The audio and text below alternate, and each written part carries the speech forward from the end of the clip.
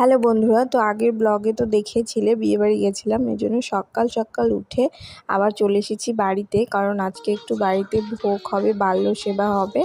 তো বৈশাখ মাস, গোটা বৈশাখ মাস আজকে শেষ, এই জন্য একটু বাল্য সেবা দেবে।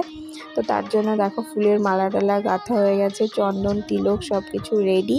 এখন এই যে গোপাল ঠাকুরকে ওখানে বসানো হবে। আমার মেয়ে তো গোপাল ঠাকুর বলতে পাগল, ও খুবই ভালোবাসে।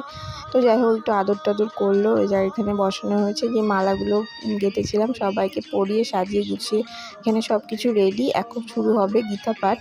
আর এখানে রান্না হচ্ছে খিচুড়ি, ঘাটি, কচুর শাক, পাঁপড় ভাজা, পায়েস, এগুলো রান্না হচ্ছে। আর দেখো সবাই তিলক কেটেছি আমরা। কেমন লাগছে অবশ্যই কিন্তু বলতে ভুলবে না।